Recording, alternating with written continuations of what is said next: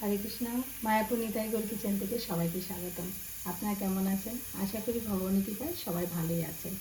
আজকে একাদশী তিথিতে আজকে একটা বাচ্চাদের জন্য মুখরোচক একটা কাটলেট বানাবো। তাহলে চলুন দেখে নিই কীভাবে এই কাটলেটটা বানাবো। আমি আজকে বানাবো আলুর কাটলেট, কারণ বাচ্চাদের আলুটা খুবই পছন্দের, ছোটো থেকে বড় সবারই পছন্দ। এই জন্য আমি আলু দিয়ে এটা করবো। একাদশী দিন আমাদের খুবই অসুবিধা হয় কী দিয়ে কী খাওয়াবো বাচ্চাদেরকে, বাচ্চারা অনেক সময় টিফিনে নিতে চায়। তার জন্য আমি এরকম আলু কাটলেটটা বানাবো। এই দেখুন, গোটা আলু আমি সিদ্ধ করে নিয়েছি। এখন আমি ভালো করে আলুটাকে একটু কুড়িয়ে নেব। এই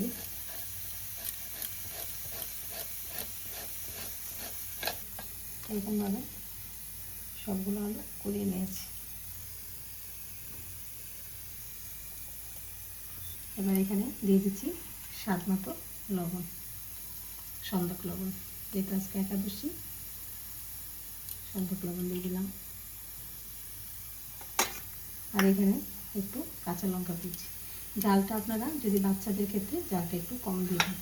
আর এখানে দিয়ে দিচ্ছি আদা কুচিটা একটু বেশি করে দিচ্ছি, খুব ভালো লাগে আদা কুচিটা। আর এখানে দিয়ে দিচ্ছি ধনে পাতাটাও একটু বেশি করে দিয়ে দিচ্ছি। আর এখানে নিয়ে নিয়েছি একটু চিনি। আর এখানে একটু শুকনো লঙ্কা ভেজে নিয়েছি, তেলের মধ্যে ভেজে লবণ দিয়ে একটু ম্যাশ করে নিয়েছি, দিয়ে দিচ্ছি। আর এখানে একটু চীনা বাদামও গুঁড়ো করে নিয়েছি, তেলে ভেজে একটু গুঁড়ো করে নিয়েছি। এবার এটা আমি হালকা হাতে সুন্দরভাবে মেখে নেব।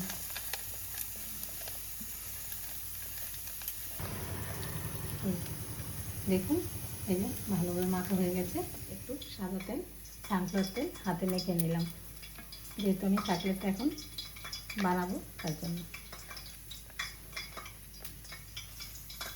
কাটলেটটা আমি প্রথমে ভাগ করে নিচ্ছি,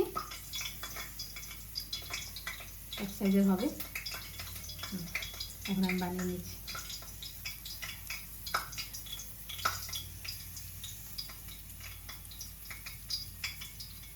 এই যে হাত দিয়ে ইচ্ছে মতো শেপ দিতে পারেন।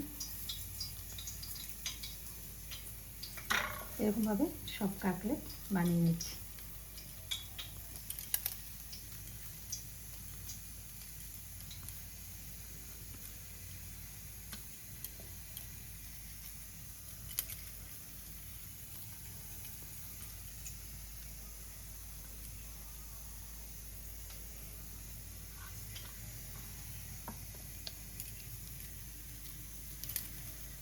দেখুন, এই যে কাটলেটগুলো বানানো হয়ে গেছে।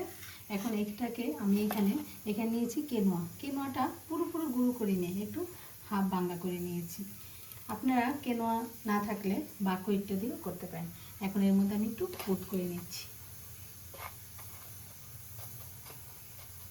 ভালোভাবে কোট করে নিচ্ছি। এটা খুব সুন্দর মুচমুচে হবে আর ভালো লাগবে। এই যে সেম একইভাবে আমি সব কাটলেটগুলিকে কোট করে নিচ্ছি। 5 মিনিট রেস্টে রাখার পর দেখুন সব সুন্দর কাটলেটগুলো একদম কোট ধরে গেছে। এখন এখানে আমি একটা কড়াতে তেল বসিয়ে দিয়েছি, সানফ্লাওয়ার তেল। তেলটাও গরম হয়ে গেছে। এখন আমি একটা করে কাটলেট দিয়ে দিচ্ছি।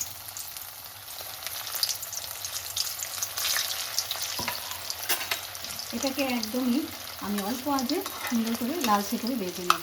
একদম হাই ফ্লেমে দেওয়া যাবে না, তাহলে উপরটা পুড়ে যাবে, ভিতরটা সুন্দর ভাজা হবে না। এরকমভাবে আমি উল্টে পাল্টে ভেজে নিচ্ছি।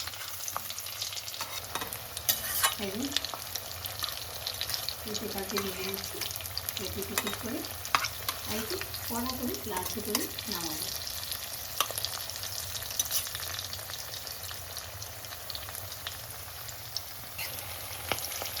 কাটলেটটা একদম লালচে করে ভেজে নিচ্ছি।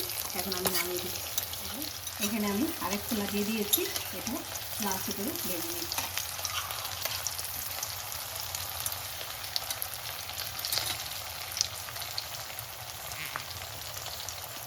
এই যে দেখুন, উল্টে পাল্টে ভেজে নিয়েছি, আর এটা এই যে লালচে কালার হয়েছে। এখন আমি নামিয়ে দিচ্ছি।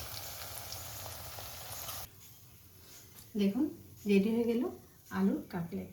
একাদশীর আলু কাটলেট কত সুন্দর। আর এরকম করে একটু শসা দিয়ে স্যালাড বানিয়ে ভগবানকে ভোগ লাগিয়ে যখন আমরা বাচ্চাদের দেবো, তারা খুশি হয়ে যাবে।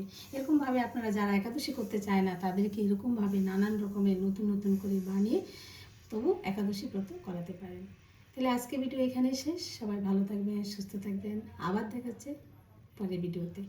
আর আমার গৌরী থেকে একটু দর্শন করেন, গৌরী থেকে কৃপা লাভ করুন। হরে কৃষ্ণ।